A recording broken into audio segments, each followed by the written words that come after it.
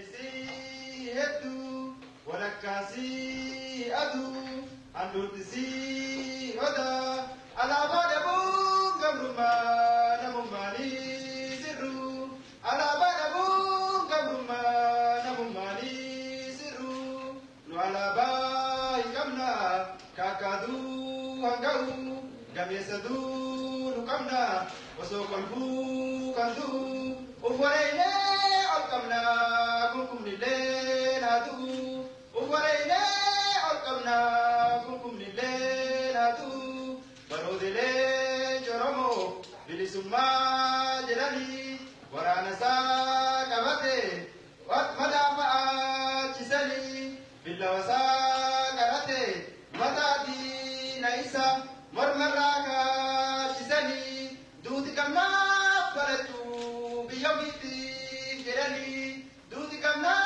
paratu biyamiti jedani, iradala noromo bakka hunda gani, hundu du'a murate uftu bande jani, yakiya amara kya ragaru kota meakan golini, biye gadi si aman, biyo gadi si aman, hatta du'a dugini.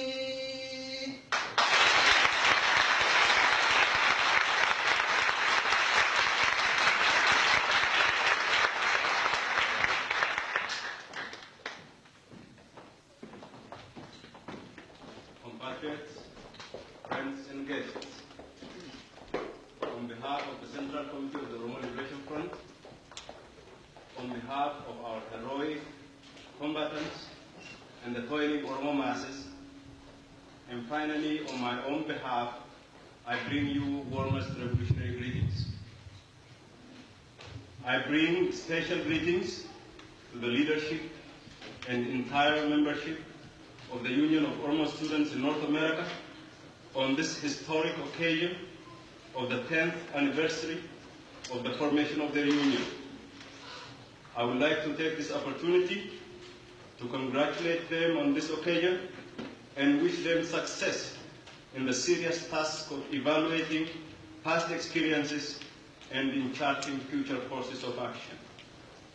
The Oromo Liberation Front, and indeed all Oromo nationalists, join you in this celebration and are certain that you will achieve ever more victories against the enemies of our people.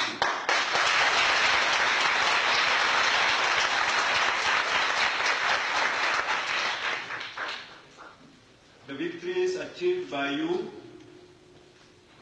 and all Oromo nationalists over erroneous tendencies of neo-governance during the last decade is commendable. Ladies and gentlemen, to many of you from this part of the world, this is the year of George Orwell, and you are engaged in assessing the accuracy of his predictions. And to us Africans, this year has an additional significance as it marks the 100th year since the convening of the notorious Berlin Conference at which the imperialist powers partitioned our continent amongst themselves.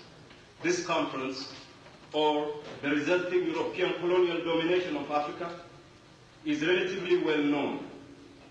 What is not so well known is the fact that an African state, namely Ethiopia, was a party to the partition of Africa and emerged as a colonial power herself.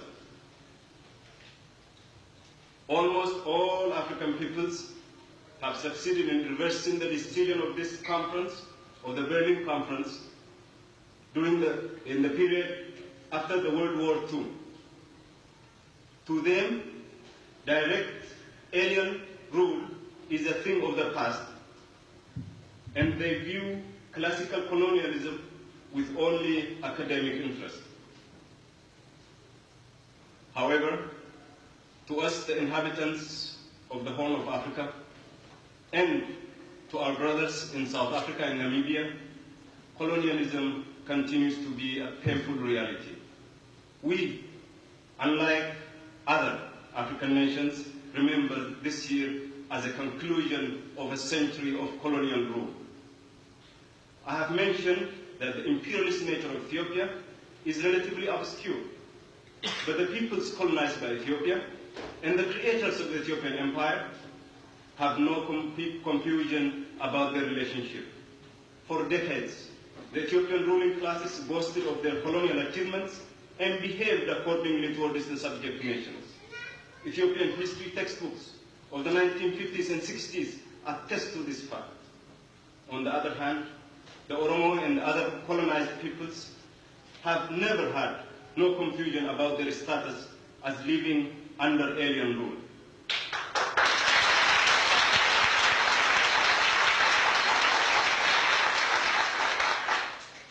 And indeed, our people view this century as the darkest period in their history.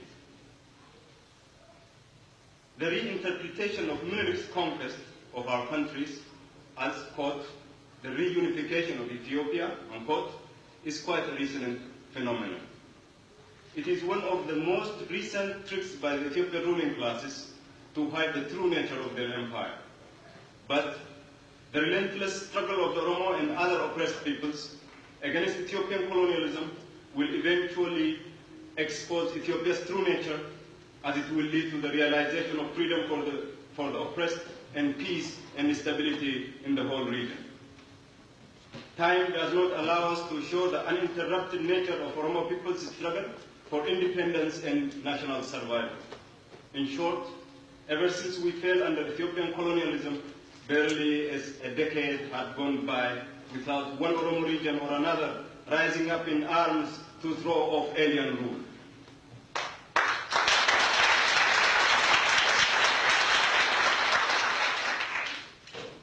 Compatriots, you share this anniversary with all other Oromo students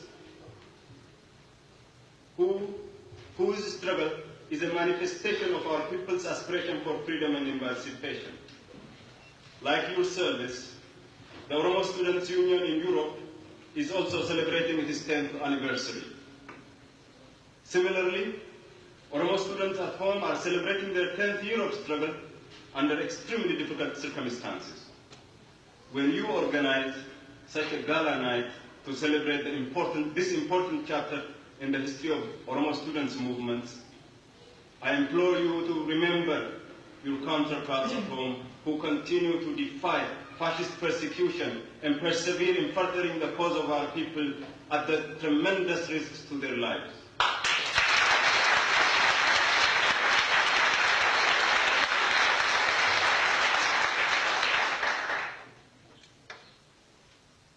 The Oromo Liberation Front as well is celebrating its 10th anniversary this year, not merely by conducting speeches and rallies, but by intensifying the armed struggle.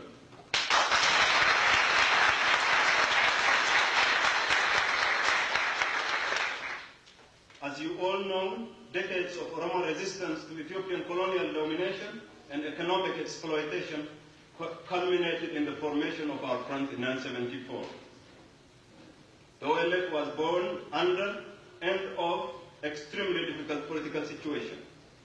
The birth of the OLF was made necessary by the refusal of the Ethiopian ruling classes to heed the demands of the Oromo nation for its just right to exist freely. These demands had been expressed both in peaceful and violent means. And the intensification of the policy of destroying Oromo national identity by the current heirs to the Ethiopian empire imposed upon us a people's armed struggle as the only alternative to win back the rights that naturally belong to us.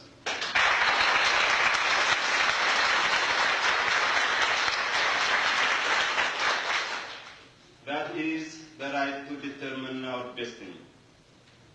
The difficulties of the Oromo nationalist movement is further compounded by the ambition of a neighboring country to exploit our people's aspiration for freedom to achieve self-aggrandizement.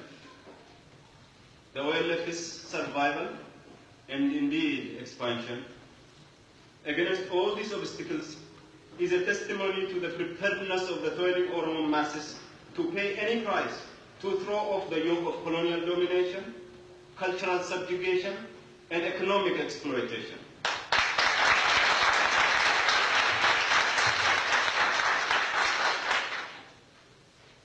It's an emphatic testimony to the fact that the Oromo masses have said no to colonial domination perpetrated under the fake issue of unity of Ethiopia. And the forces aspiring to partition our country should soberly view our determination to regain freedom and should realize that no people once on the road to emancipation will accept exchange of masters.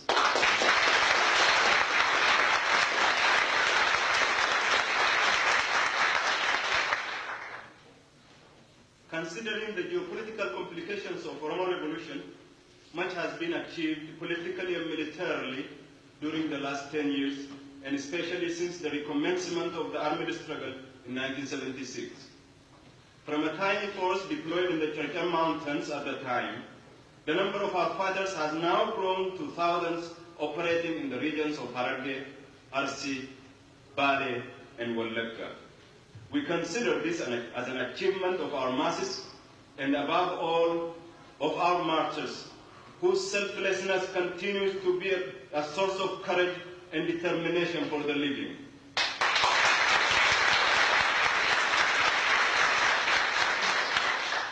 Long live the memory of our martyrs. Yet, we should not for a minute forget that much needs to be done at home and abroad. At home, we should and are exerting an all-out effort to expand into new areas where our fighters and politics has not yet reached. The organization of our masses should develop both in quality and in quantity. We must always be ready to combat the enemy's new political moves. This is especially important abroad than at home, for I can assure you that the ruling Ethiopian military junta is completely exposed for the fascist colonial government that it is. No government has ever so consistently and so persistently taken steps that lead to its being discredited. It has frequently resorted to outrightly cheating our people of the fruits of their labor, including their young ones. This is superimposed over the most rapacious exploitation of our masses, even by the standards of previous Ethiopian colonial regimes. Taxes were increased by hundreds of percentage points. In addition, the ordinary man has to continuously contribute money and property on a numberless of occasions and activities. Contributions in the name of war-affected areas. Contributions in the name of drought-affected communities. Contributions in the name of returning refugees. Contributions to build the local headquarters of the Commission for the Organizing of the Party of the Working People of Ethiopia. And contributions on and on. And in order to carry through such uninterrupted robbery of our people, the colonial bureaucracy has to devise all methods. No trick is too vulgar. No type of coercion is unacceptable. And if need be, armed means to rob entire communities of their cattle, grain and property is allowed. The end result is the total bankruptcy of Ethiopian colonialism.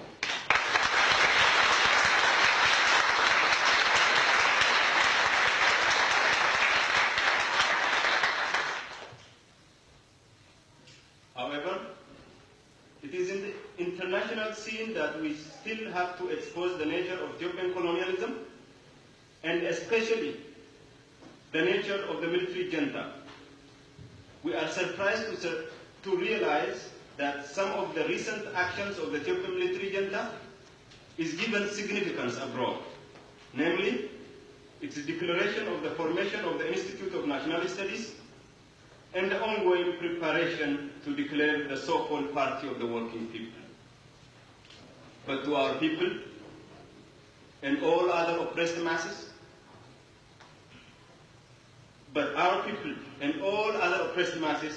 do not distinguish these from the junta's all previous actions and declarations, which only resulted in more misery for our people and in more power for the military junta. The Ethiopian ruling classes have a long tradition of swindling the world public to win political support and economic aid by promising reform. But in all cases, this political support and economic aid not only resulted in the perpetuation of our people's misery, but in fact, in its intensification. And the present regime has found in the international concern for the hardship of famine-affected communities a golden goose. Unlike its predecessor, that covered up the death by starvation of hundreds of thousands of our people to defend its image, the present regime is trading with humanitarian assistance in the most obnoxious manner. It is raising aid abroad, not because of its concern for the lives of the people, but to feed its ever-expanding armed forces and to entice people into its protected hamlets. Humanitarian assistance extended to this type of regime can only result in prolonging and intensifying human suffering. Humanitarian work, in collaboration with a regime that is prosecuting war against a large proportion of its subjects, that persecutes religious institutions and persons, that incarcerates in prison the most educated elements of the society, and wantonly executes people and displays their corpses in public squares, can only be counterproductive. Comrades and friends,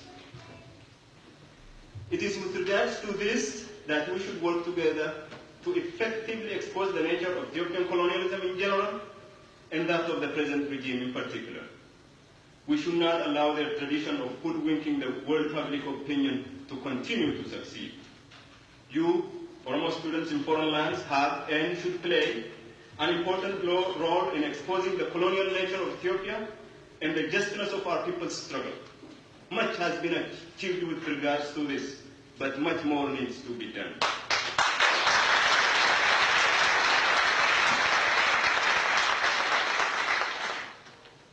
Our strategy should be to foster a people-to-people relationship, which is the only true basis for the achievement of justice and peace in the world.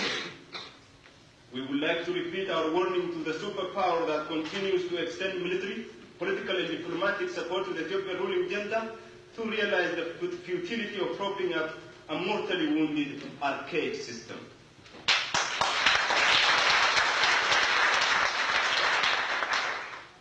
Similarly, the other superpower that is trying to woo the junta by extending economic aid should realize that Ethiopian colonialism cannot be made viable by any amount of economic assistance. The future of the region lies in the hands of the people who are fighting for self-determination, independence, and social emancipation.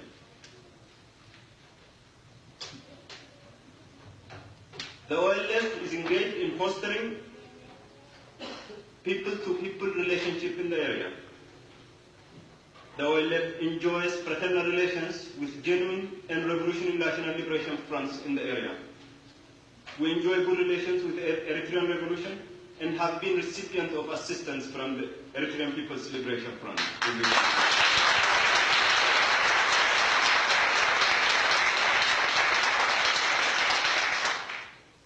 Similarly, friendly relations exist between our front and the Tigray People's Liberation Front.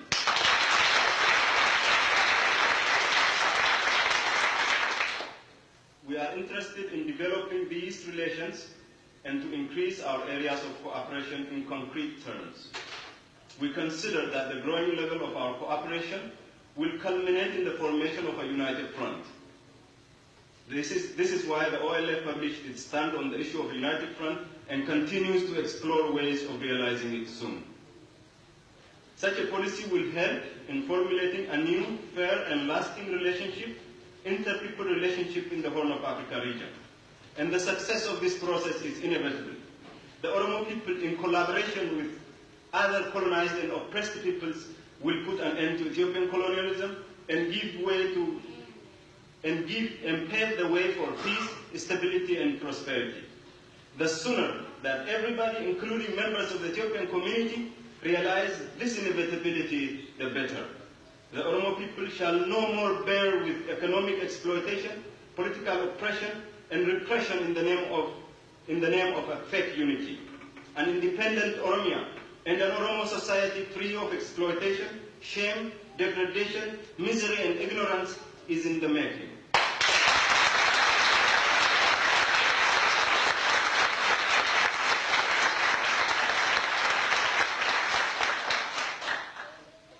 Once more, let me conclude by congratulating the members of the Union of Oromo Students in North America for organizing this event on the occasion of their 10th anniversary.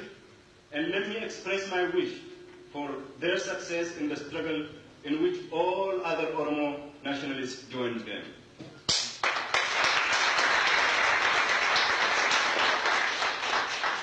Down with Ethiopian colonialism, down with imperialism, Oromiya shall be free.